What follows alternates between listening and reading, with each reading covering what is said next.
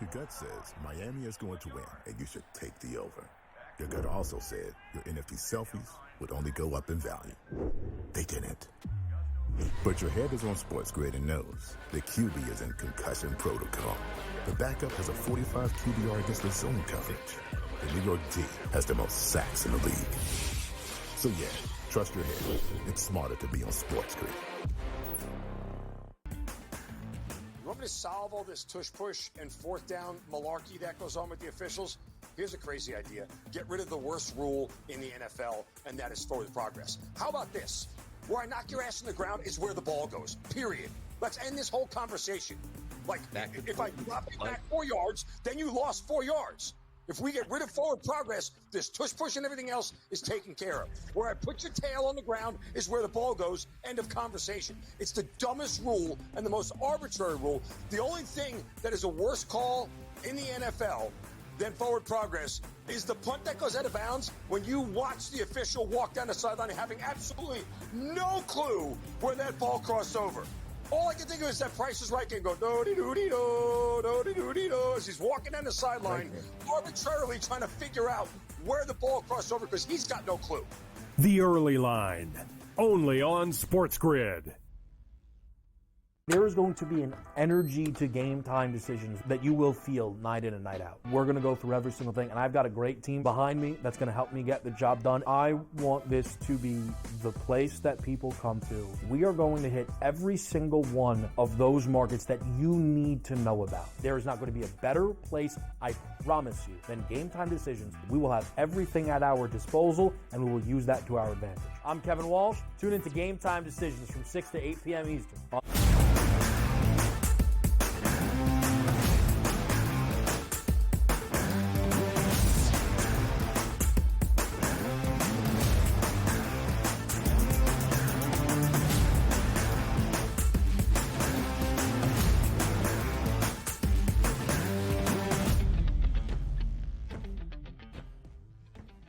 Hello and welcome to a Friday Live right here on the Early Line on SportsGrid and all across the SportsGrid network. That includes sportsgrid.com/watch, where you can find your favorite destination to consume everything all across the grid.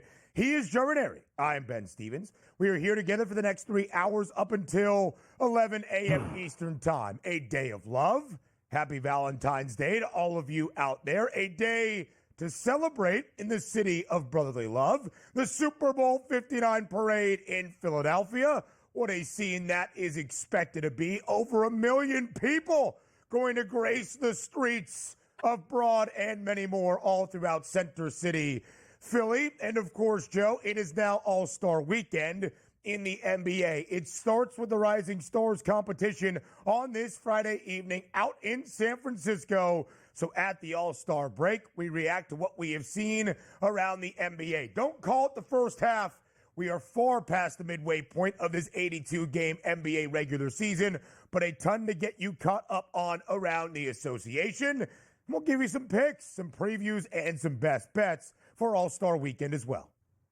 Yeah, it's kind of a little reprieve here for the NBA, although the NHL formation seems to be off to a great start as well. So there's still a little something. Oh, yeah, Ben, it's a thing called college basketball front and center this week, isn't it? Yes, it is, Joe Ranieri. Yes, it is. And on a Thursday night, we saw some great action on the men's side, but historic performances in the most significant games of the season on the women's side as well, ahead of a monumental weekend in the sport. This upcoming Sunday, exactly a month out, 4 weeks away from Selection Sunday, and on Saturday afternoon, the committee gets together to deliver that early sneak preview they've been doing the last few years of the top 16 seeds in the country as of this moment. All of that hoops action, Joe, but the NFL, even in the offseason, never sleeps and never stops. Made official yesterday by the organization itself. The New York Jets officially announcing their decision to part ways with quarterback Aaron Rodgers. Two statements, one from team owner Woody Johnson and the new brass of Aaron Glenn, the new head coach, and new GM Darren Muge, thanking Aaron Rodgers for his 2 years in New York, but officially saying they are moving in a different direction at the quarterback spot. Yeah, well, we all kind of figured this is what was going to happen. We heard it. The Jets made it official. And then the big question is, all right, so at 41 years old and lacking in skills that he had just, 4 years ago, Ben, what happens to Aaron Rodgers? And I think the answer is the booth eventually here is what I'm thinking. Yeah. I really hope that he doesn't go to the booth, but that's just my estimation. The question for the 41-year-old in himself, that being Aaron Rodgers, does he continue playing in the National Football League? And, of course, for the Jets, they have made the decision to look for other options at the quarterback spot. But what options are available? We'll discuss up next. The introduction of new Saints head coach Kellen Moore yesterday in the Big Easy, a familiar place for him now in NOLA, where he led Philadelphia to a Super Bowl championship on Sunday, meeting with the media for the first time on Thursday afternoon as the new Saints head man. And a guy that Kellen Moore knows well, back from their Mountain West playing days in college football, that would be Derek Carr, who was playing at Fresno State when Kellen Moore was starring for Boise State. Kellen Moore, not exactly committal yesterday, Joe, on Carr's position in the franchise moving forward. Nor should he be, right? I mean, if I'm 36 years old, Ben, I'm walking into my first head coaching job. Now what? The youngest head coach in the National Football League. I'm committing to nobody.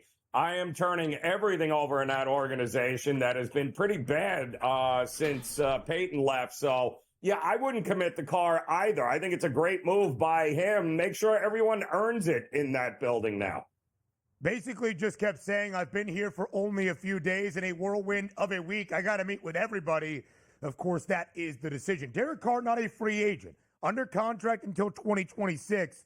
The Saints would either need to release or look to trade Carr if at all possible. The New York Giants trying to sell a 10% non-controlling minority ownership stake in its franchise. The Mara and Tisch families announcing that overnight. And Joe, it also will serve as a way to get an evaluation of their franchise. Should be record-setting numbers.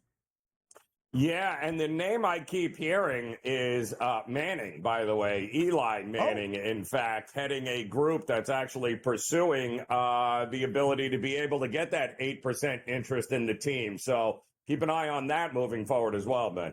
Tom Brady, minority owner in Las Vegas. His postseason nemesis, Eli Manning, a minority ownership stake perhaps in New York. More bad injury news, Joe, for the Dallas Mavericks after losing Anthony Davis over the weekend for close to a month.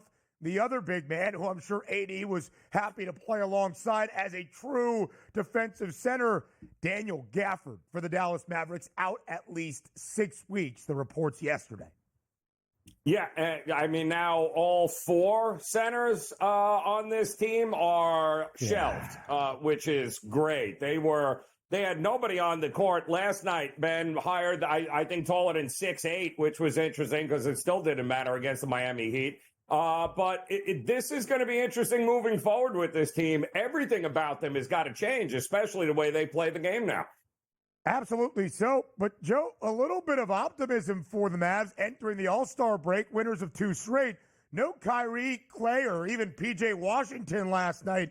And Dante Exum, yet that guy leads the way for Dallas, 27 points as the Mavs hold off the Heat at home. A historic performance last night for USC superstar Juju Watkins in a matchup of crosstown rivals. Number 6 USC hosting number 1 and previously unbeaten, the only undefeated team in the country, UCLA. USC prevails behind this night from Juju Watkins.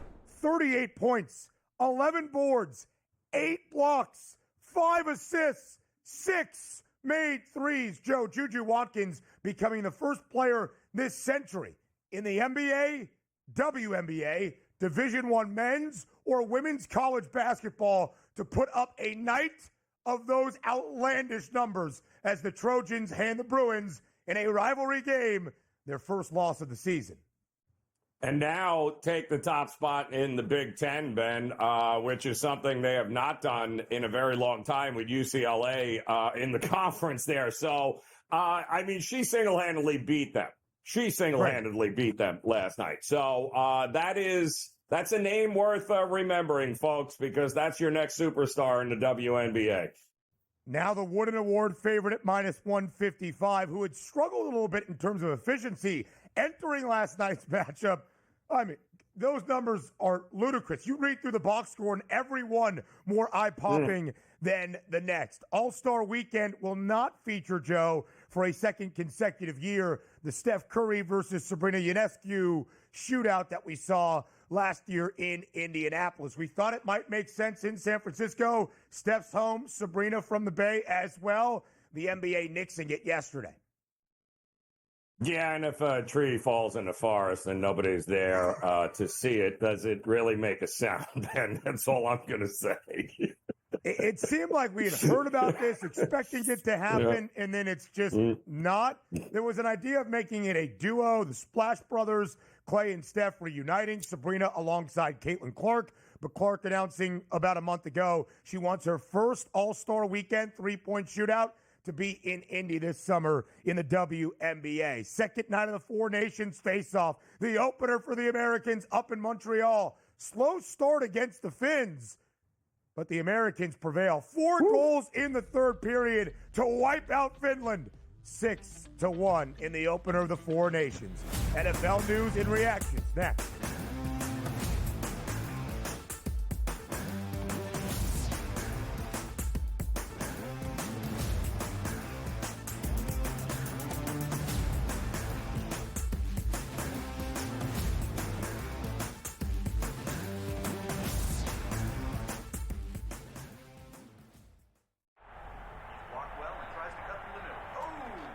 Your gut says Miami is going to win, and you should take the over.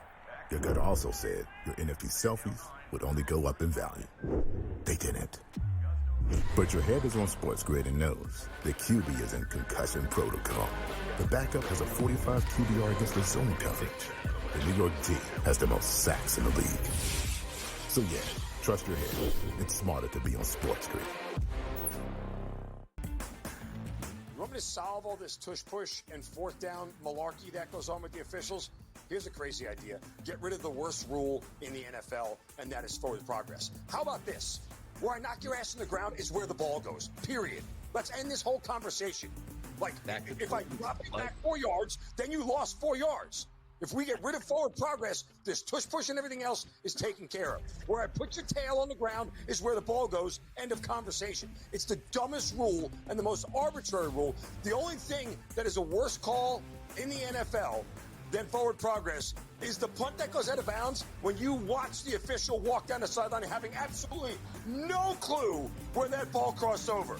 All I can think of is that Price is Right game go do-de-do-de-do, do-de-do-de-do, as he's walking down the sideline, arbitrarily trying to figure out where the ball crossed over because he's got no clue. The Early Line, only on SportsGrid.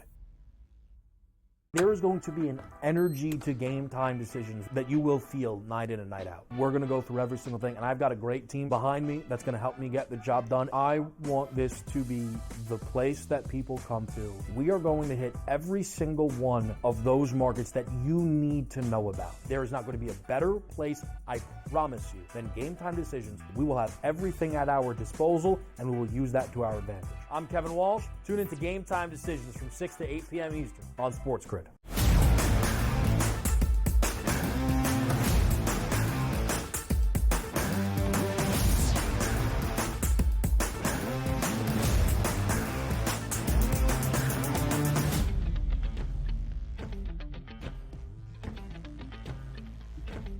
Live right here on the Early Line on SportsGrid. It is officially not a Football Friday anymore. At the end of the 2024 NFL season, of course, the week following Super Bowl Sunday between the Eagles and the Chiefs. It will feel like a Football Friday in Philadelphia. About 1 million people expected for the parade down Broad Street in Philly today to celebrate the Eagles' second Lombardi Trophy in franchise history, and at least for the next few moments, Joe, albeit the offseason, the NFL never truly stops. A football Friday, if you will, here on TEL. The reports we had over the weekend is basically what became official yesterday from the horse's mouth, from the franchise itself, in a couple of statements released by the New York Jets, that they are officially parting ways with Aaron Rodgers and moving ahead with a different option at the quarterback position. We got a statement from team owner Woody Johnson. We got another statement from the new brass, the new head coach Aaron Glenn, and the new general manager Darren Muge. All in essence, Joe, saying what we already knew to be the case, that the Jets are not going to move forward with Aaron Rodgers at the quarterback position. And it's such again, not surprising for the Jets. They needed to blow everything up and start from scratch. So I'm glad they're doing that. But as far as Aaron Rodgers goes, at 41 years old, Ben, I mean, this is not a Peyton Manning situation when he was this age and he ended up going to Denver, remember? And but right. Denver was a quarterback away from being a world champion. The teams that need quarterbacks right now are nowhere even remotely close to a quarterback away from contending for anything. So I don't know what happens with him. You never know with him, but I would imagine playing football is probably not what he's going to be doing, especially with a team that's going to be middle of the road at best. So that's the interesting component, I think, in the Aaron Rodgers part of this conversation. What is his future? He is 41 years old. He has played 20 seasons in the National Football League. You look at the last 2 years, frankly, a disastrous and failure of a tenure in New York. It's not like the guy is still slinging it. However, he did win back-to-back MVP awards not all that long ago in this decade, in 2020, in 2021 in Green Bay, his third and second to final years in Green Bay alongside the Packers. But let's start with the Jets component quickly here, Joe, because when you look back on these 2 years with Aaron Rodgers, it was a disaster. Not his fault. In 2023, 4 offensive snaps into the year, he tears his left Achilles. The Jets struggle from then on out. But each of the 2 years, Joe, New York entered with optimism and expectation gangrene had not seen in a long time.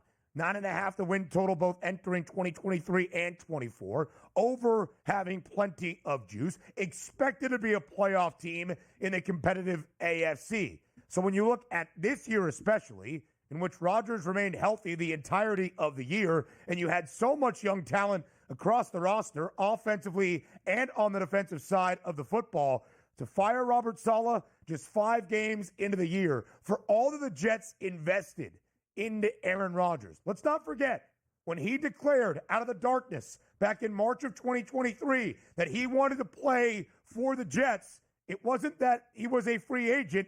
The Packers had to trade him to New York. So the Jets gave up multiple second-round picks. Then they bring in everybody that Aaron Rodgers was comfortable with. Allen Lazard, Randall Cobb. You brought in guys like Devontae Adams in a trade trying to save face this year. You bring in the OC in Nathaniel Hackett that frankly does not hack it at his job. You invested a ton in Aaron Rodgers, Joe, to ultimately in a 2-year span, all coming in 2024, end up with just 5 total wins. The Jets were a 5-12 team this season, well short of that 9.5 preseason win total.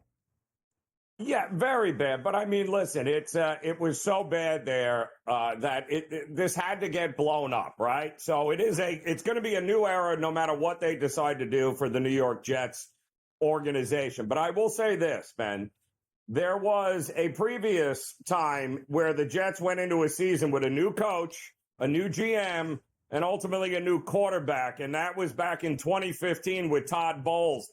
Mike McCagnon was your new GM. Oh, yeah. And Ryan Fitzpatrick was the new quarterback of the New York Jets. And as it turns out, they went 10-6, and it was the last winning season the Jets have had when they did that. So the problem is, and I loved Fitzpatrick, but I don't see availability right now with free agents where somebody's going to do that. The options are limited. Maybe Jordan Travis could be the lottery ticket of all lottery tickets that the Jets ended up drafting out of Florida State a couple of years ago, Ben. He's still on the roster. He's still on the team. He's under Jets control. Whether or not the leg is healed, we'll find out. But my goodness, wouldn't that be something? And that's part of the conversation as well. You make this move to move on from Aaron Rodgers. That makes sense. It's a new franchise, a new era under the guidance of Aaron Glenn and new general manager Darren Moogie. But it's not as though the Jets have somebody in-house that you're like, yep, that's the heir apparent.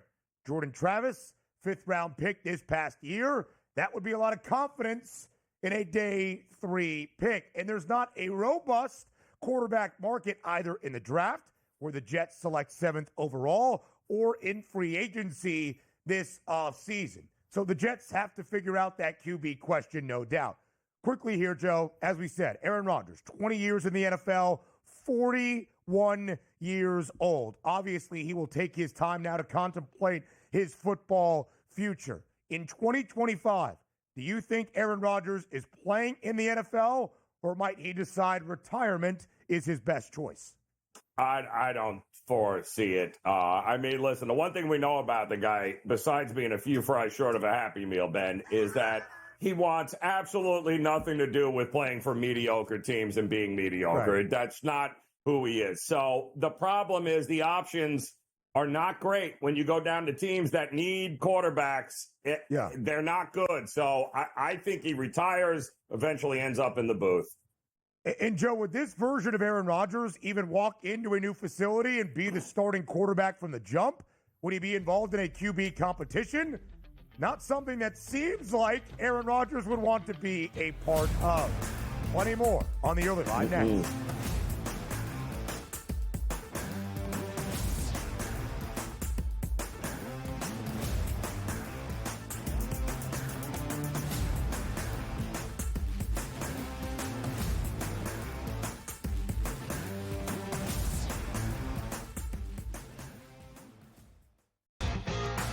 Slow play drum beat grows louder and louder every week to the point now that they're making overt references to it on the broadcast. There's plenty of other guys that have to get faster.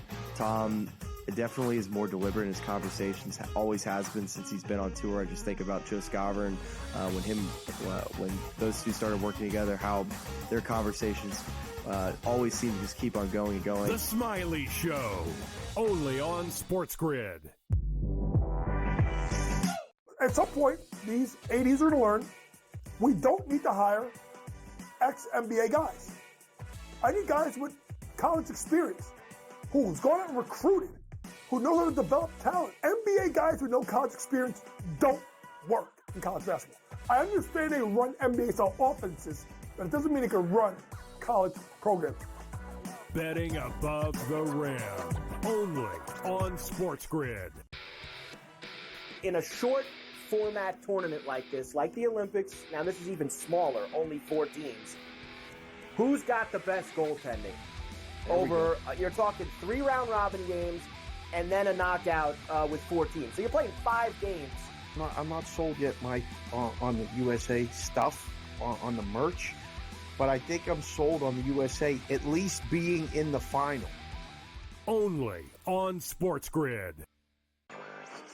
Patino himself, in a clip that we just played, said basically the stats are not backing up the team's wins. St. John's is offensive glass. That's where a lot of opportunities for St. John's came from. St. John's does not shoot the basketball well. It might even be fair to say they shoot it poorly.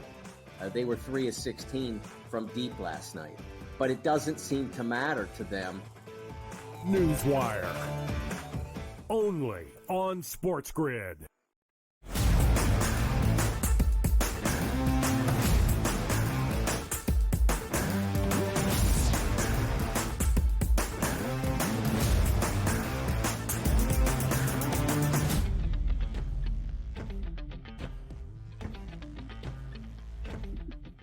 Let's keep going around the National Football League off season, almost feeling like a Football Friday, live right here on the early line on SportsGrid. He is Joe. I am Ben. What a week it has been for Kellen Moore in the city of New Orleans. Sunday evening, as the offensive coordinator of the Eagles guides Philadelphia to a Super Bowl championship and Lombardi Trophy in dominant fashion. And then it becomes official, what we all expected, named the new head coach of the New Orleans Saints. So yesterday afternoon, as the new skipper of the Saints, he meets with the media for the first time. Joe, here was Kellen Moore talking about the process of how he became a 36-year-old head coach in New Orleans. I think certainly the great joy that as you went through this process, it became very evident was this is a collaborative effort here. This is a team. This is a group that works really well together. We're excited to go through this journey. Obviously, we'll begin the process of evaluating the player side of this and building a coaching staff and doing it the right way moving forward. It's going to be a really fun process. Kellen Moore, throughout the entirety of his football life, when he was a legend on the Smurf turf and in the blue in Boise, Idaho, has always had a baby face. He has always looked young. It is crazy now to see him as the youngest head coach at only 36 years old in the National Football League. His first time as a head coach after a successful run, 4 years in Dallas as an offensive coordinator, a stop in L.A. That didn't work out so great, but now a Super Bowl championship winning OC this previous season in Philadelphia. Joe, in my estimation, Kellen Moore has the pedigree, the credit, and the resume to, I think, be a successful offensive mind and head coach in the NFL. He has basically been a coach since he was 20 years old at Boise State. But I don't necessarily believe the situation he finds himself in New Orleans is all that favorable for a first-time head coach to have success. Because here's what the Saints are looking at. A 5-12 season a year ago. 4 consecutive years now of missing out on the postseason after 4 straight years of winning the NFC South. 120-1 to win next year's Super Bowl. They have the 9th overall pick, 8 total picks in the 2025 NFL Draft, and you can see they are in cap hell, or perhaps at the very worst, purgatory, as they are in the red, minus $54 million. So over $50 million over the cap as of right now. Not necessarily, Joe, the financial flexibility necessary for a franchise that needs to bolster up its roster in many different positions.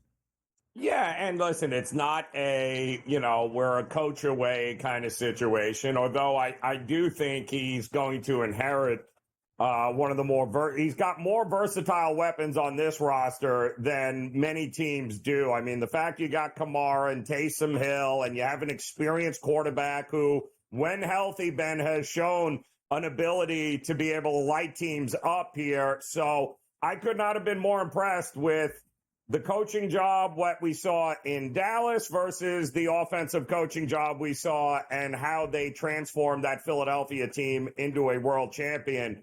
He's got a lot of very interesting pieces offensively to make teams very worried about playing the Saints, I think, next year. I would agree, Joe. But the biggest question, of course, is filling out the quarterback spot. We'll hear what Kellen Moore had to say about Derek Carr in just a little bit. I'll give you a little bit of a paraphrase. Non-committal. Highlighted what Derek Carr had done, but not necessarily saying this is our guy, this is our starter, this is our face of the franchise, which frankly, Joe, it didn't take Kellen Moore's introductory presser to let us all know that would more than likely be the case. But it's not Spencer Rattler. It's certainly not Jake Haener. And so for the offensive mind in Kellen Moore to make it work, you would think there needs to be a partnership with a quarterback. And Joe, that's the interesting thing.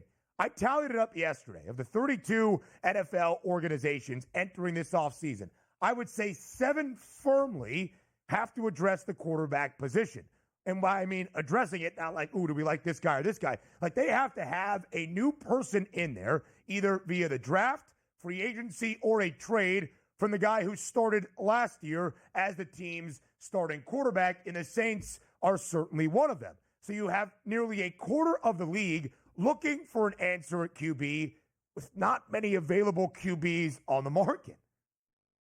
No. And the ones that are available, Ben, do they move the needle for you? Because exactly. I doubt very much they're moving the needle for the Saints either. Derek Carr might be a guy that other teams want to invest in this offseason. But does Derek Carr going to the Steelers or the Jets make them a Super Bowl contender? No. We'll hear from Kellen Moore even more so next.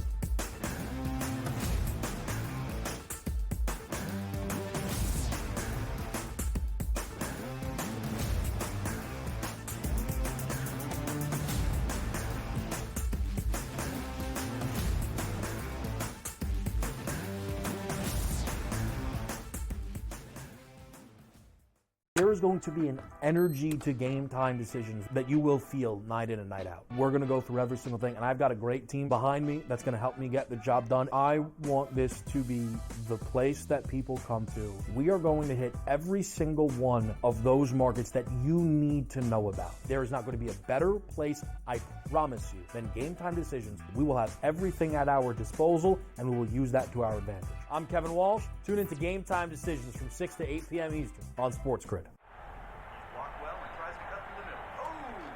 Your gut says Miami is going to win, and you should take the over. Your gut also said your NFT selfies would only go up in value. They didn't. But your head is on SportsGrid and knows the QB is in concussion protocol. The backup has a 45 QBR against the zone coverage. The New York D has the most sacks in the league. So yeah, trust your head. It's smarter to be on SportsGrid. But if it ends up being 1 versus 2, which seems likely because the Cavs had a 5.5 game lead over Boston, the Celtics 3 games clear of the New York Knicks. They're not unstoppable, not running away with everything, but for them to blow a 5.5 game lead on the backstretch in the NBA, already being a quality team outside of disastrous injuries, I don't buy that at this time. The Early Line, only on SportsGrid. In a short format tournament like this, like the Olympics, now this is even smaller, only 4 teams, who's got the best goaltending? You're talking 3 round robin games and then a knockout with 4 teams. So you're playing 5 games. I'm not sold yet, Mike, on the USA stuff, on the merch, but I think I'm sold on the USA at least being in the final. Only on SportsGrid.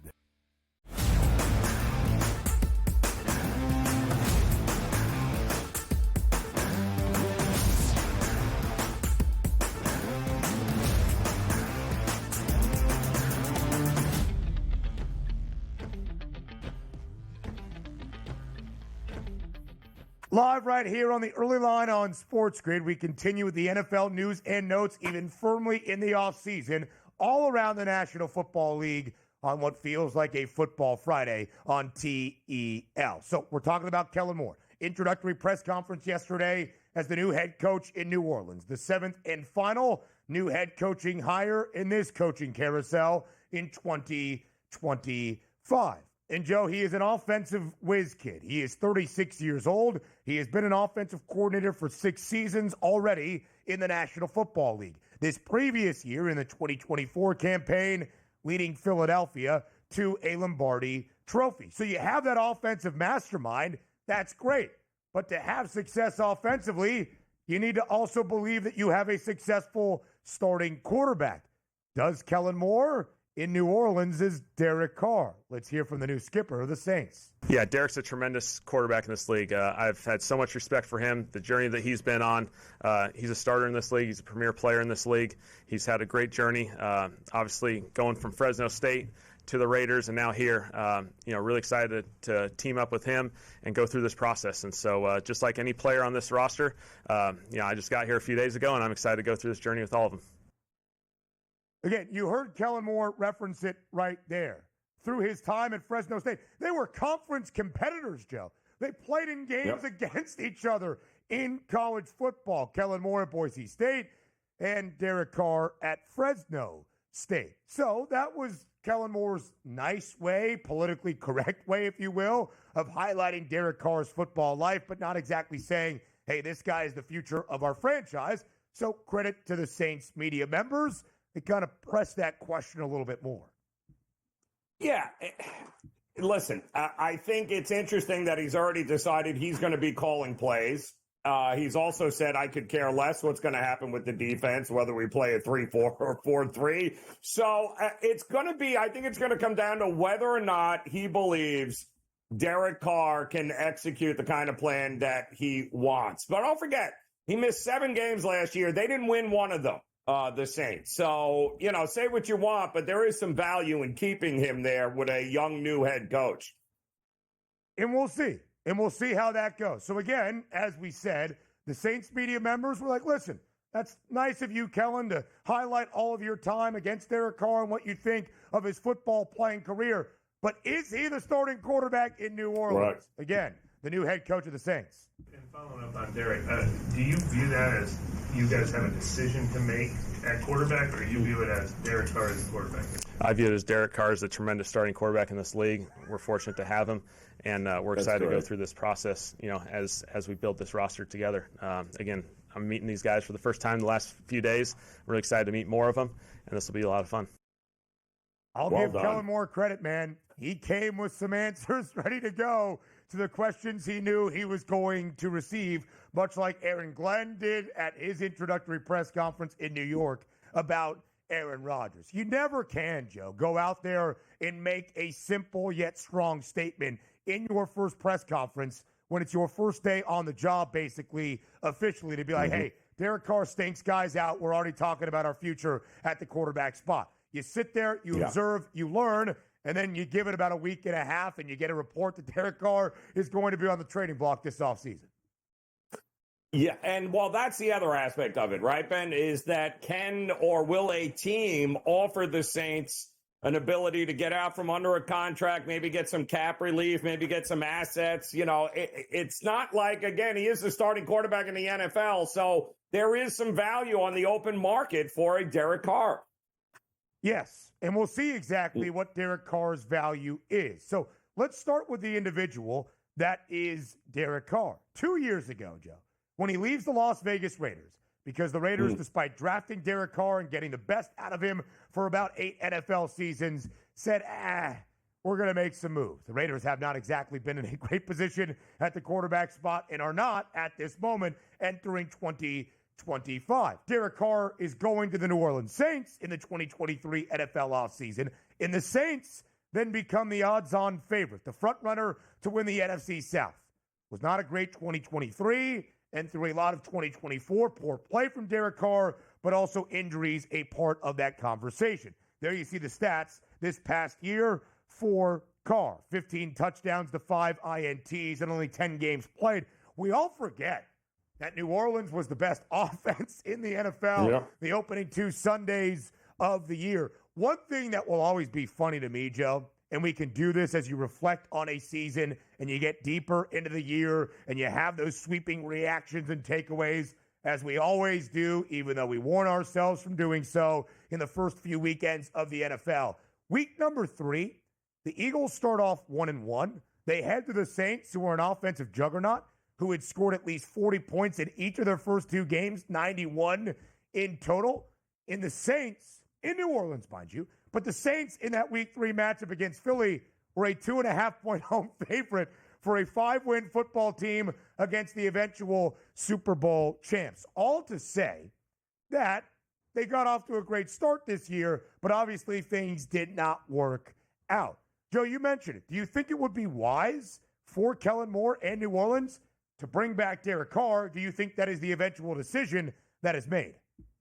Well, until you're offered up a reason not to keep Derek Carr, right, Ben? What's your option here? Are you just, maybe he loves Taysom Hill, and maybe Taysom Hill is going to be your quarterback moving forward, at which point they seek a trade or let Derek Carr open on the market to see what they can get for him. I think there are, an aging quarterback with an aging defense, no salary cap. I mean, there's not a lot the Saints can do, but one thing they can do is start shedding some salary and hopefully be able to get some assets back. And the guy that would bring the most, of course, is Derek Carr. And I think maybe that's why they're so non-committal. Don't forget, Taysom Hill's on this roster here, man. So it's not like he can't play quarterback. I mean, you're not winning anything anyway. So, yeah. So, Joe, again, that's kind of the issue, right, with a lot of these teams that I stated. As you kind of look at the NFL draft order and where things stand around the NFL, I'll run through it quickly here because it's a part of the conversation. I found 7 teams that not have a quarterback question like a guy on the roster. Is he going to live up to the hype? Kind of like Anthony Richardson in Indianapolis, if you will. But legitimate teams that more than likely will have a different starting quarterback to begin 2025 than they did in 2024. The Saints, one of those 7. The Titans, draft first overall as of right now. The The Browns 2nd overall. The Giants 3rd overall. The Raiders 6th overall. The Jets 7th overall. The Saints, as we said, 9th overall. We're up to 6 teams right there. And then I think you could probably scroll down the board a little bit and get to the Pittsburgh Steelers that have their own quarterback questions this offseason. So give or take 6, 7 teams of the 32, nearly a quarter of the National Football League that are looking for a new starting quarterback this offseason that don't already have somebody in place currently on the roster. And Joe, there's not many out there. This quarterback draft class in 2025, not nearly as elite as last year. We saw 6 guys go in the opening round in 2024, the most ever in the modern draft era, dating back to 1997, all 6 in the first 12 picks as well. We might see 2 or 3 in this year's first round of the NFL draft. And there's not many free agents out there either. Sam Darnold maybe is the pick of the litter. Russell Wilson, Justin Fields, Jacoby Brissett. You would have to make a deal, Joe, for a guy like a Kirk Cousins or a Derek Carr. You're going to have to make there are some decisions that need to be made here. I mean, because that list of quarterbacks, you want to throw in Cooper Rush or Jameis Winston in that list, and you kind of get an idea of what we're looking at here, Ben, on the open market. Yeah, it's not exactly plentiful, if you will. More around the early line next.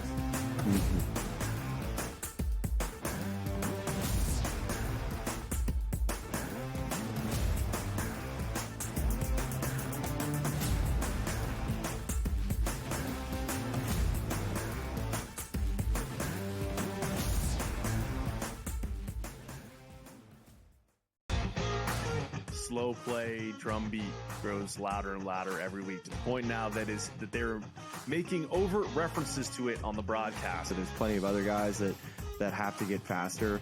Tom definitely is more deliberate in his conversations, always has been since he's been on tour. I just think about Joe Skovron, when those two started working together, how their conversations always seem to just keep on going and going. The Smiley Show, only on SportsGrid.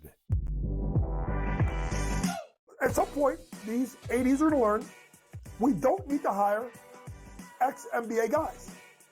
I need guys with college experience who's gone out and recruited, who know how to develop talent. NBA guys with no college experience don't work in college basketball. I understand they run NBA-style offenses, but it doesn't mean they can run college programs. Betting above the rim, only on SportsGrid. But if it ends up being 1 versus 2, which seems likely because the Cavs have a 5.5-game lead over Boston, the Celtics 3 games clear of the New York Knicks. They're not unstoppable, not running away with everything, but for them to blow a 5.5-game lead on the backstretch in the NBA, already being a quality team outside of disastrous injuries, I don't buy that at this time. The early line, only on SportsGrid. Patino himself, in a clip that we just played, said basically the stats are not backing up the team's wins. St. John's offensive glass. That's where a lot of opportunities for St. John's came from. St. John's does not shoot the basketball well. It might even be fair to say they shoot it poorly. They were 3 of 16 from deep last night. But it doesn't seem to matter to them. Newswire, only on SportsGrid.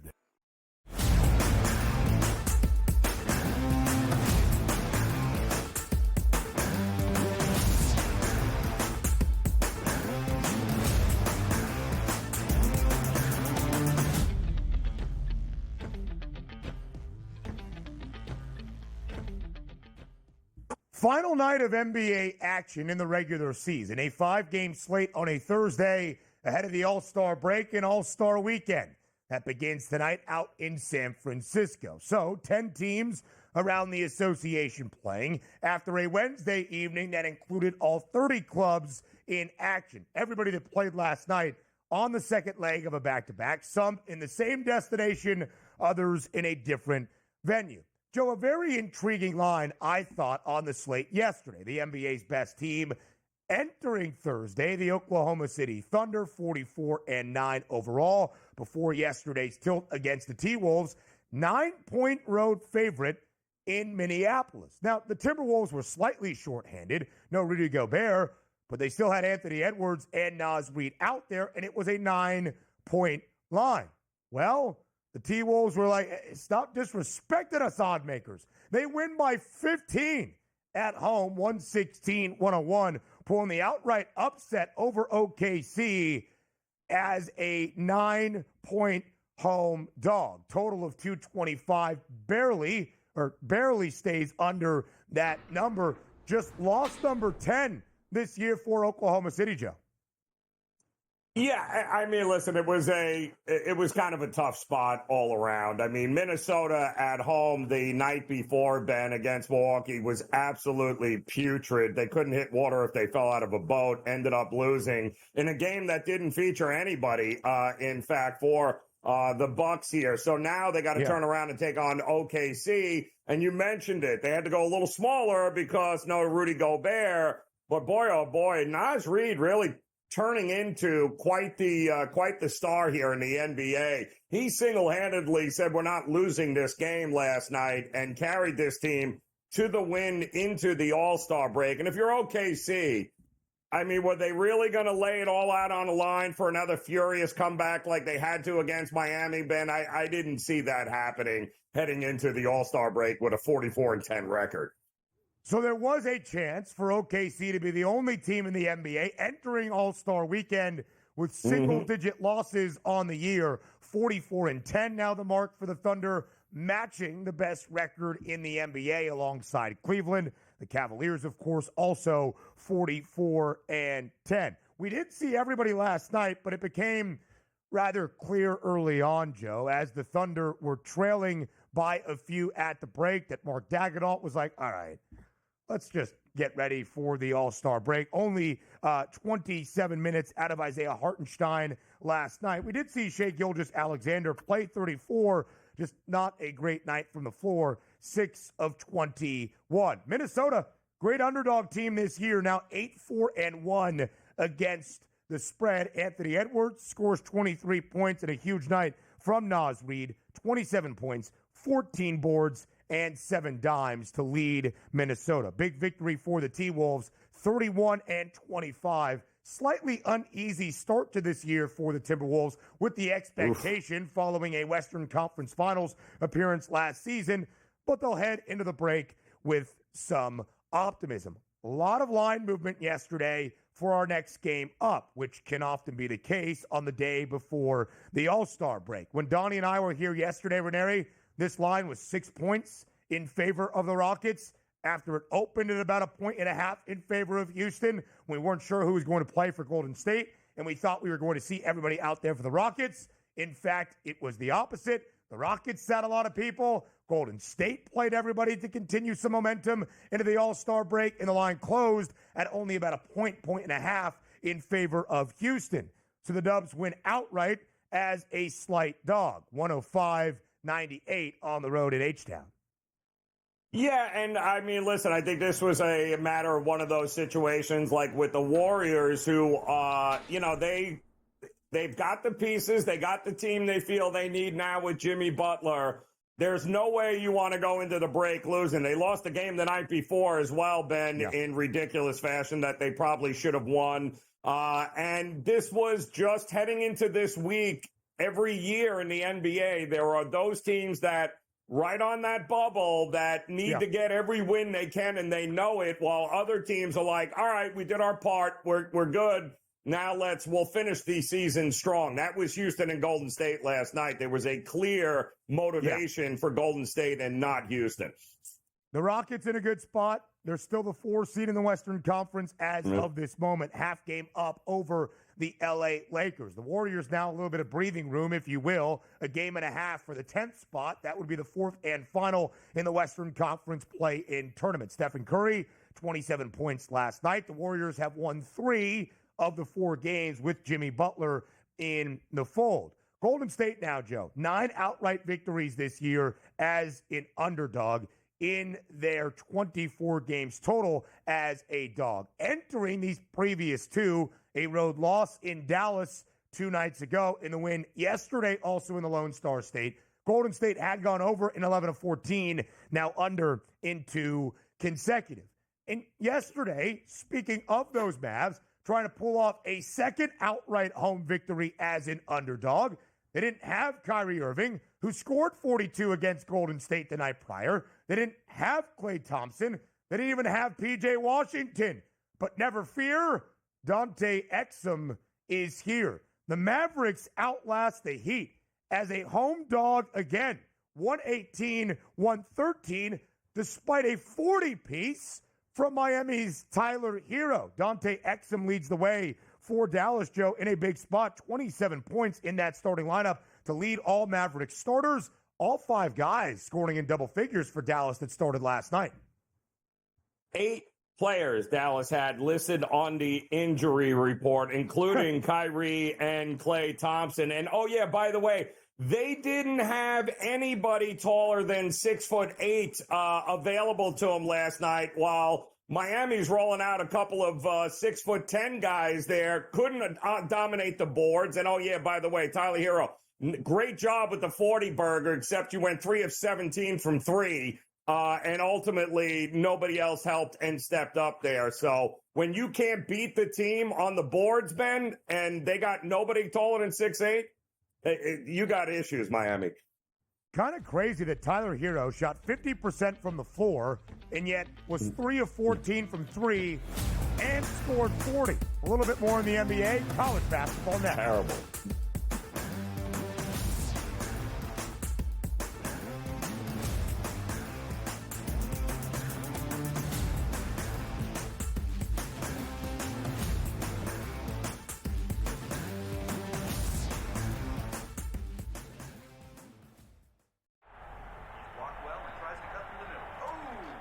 Your gut says Miami is going to win, and you should take the over. Your gut also said your NFT selfies would only go up in value. They didn't. But your head is on SportsGrid and knows the QB is in concussion protocol. The backup has a 45 QBR against the zone coverage. The New York D has the most sacks in the league. So yeah, trust your head. It's smarter to be on SportsGrid. You want me to solve all this tush-push and fourth down malarkey that goes on with the officials? Here's a crazy idea. Get rid of the worst rule in the NFL, and that is forward progress. How about this? Where I knock your ass in the ground is where the ball goes, period. Let's end this whole conversation. Like, if I drop you back 4 yards, then you lost 4 yards. If we get rid of forward progress, this tush-push and everything else is taken care of. Where I put your tail on the ground is where the ball goes. End of conversation. It's the dumbest rule and the most arbitrary rule. The only thing that is a worse call in the NFL than forward progress is the punt that goes out of bounds when you watch the official walk down the sideline having absolutely no clue where that ball crossed over. All I can think of is that Price is Right game go do-de-do-de-do, do-de-do-de-do, as he's walking down the sideline, arbitrarily trying to figure out where the ball crossed over because he's got no clue. The Early Line, only on SportsGrid. There is going to be an energy to game time decisions that you will feel night in and night out. We're going to go through every single thing, and I've got a great team behind me that's going to help me get the job done. I want this to be the place that people come to. We are going to hit every single one of those markets that you need to know about. There is not going to be a better place, I promise you, than Game Time Decisions. We will have everything at our disposal, and we will use that to our advantage. I'm Kevin Walsh. Tune into Game Time Decisions from 6 to 8 p.m. Eastern on SportsGrid.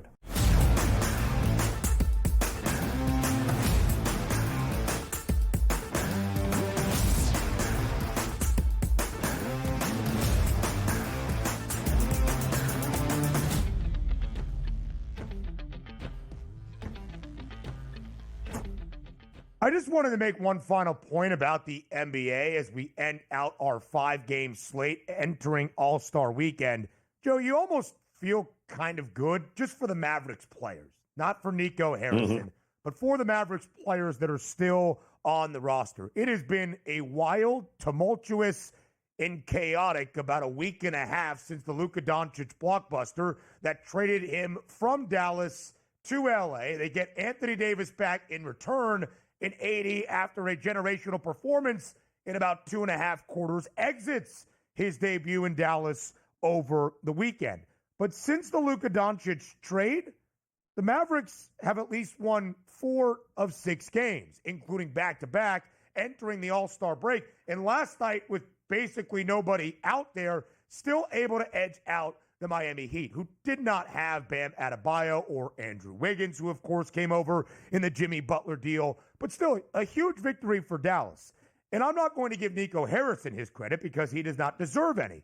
But for Jason Kidd and the rest of the Mavs roster, they're still bought into making a playoff run. And at this moment, Joe, 4 games above 500 at 30-26 at the All-Star break. 56 of 82 regular season games already played for the Mavs. Right now in the 8th spot in the Western Conference standings, a game and a half in front of the Kings and the Warriors for what would be that distinction if they stay in play-in tourney range of at least only having to win 1 game and not 2. Well, give them credit. I mean, they're still playing hard. And again, you know, when you're rolling out a team with nobody taller than 6'8" last night and you go up tempo, which is kind of what they've been doing here now, Ben, the effort is there on the defensive side of the ball. I mean, listen, you're never going to replace Luka, but it's not like Luka helped you defensively in any way, shape, or form. They're going up tempo. They're getting some quality shooting. They're also making the effort on the boards. What else do you want this team to do? I mean, they still have P.J. Washington will be back, obviously, next week. They still have pieces here, Ben, that they hope to get back here over the next couple of weeks to make a run. I don't see why we're sticking a fork in Dallas here. Completely agree. And hopefully Anthony Davis returns for that stretch run and is healthy. And the Mavs players can at least have some fun. Let's go around the country in college basketball. A good night on the men's side, but we'll get to that.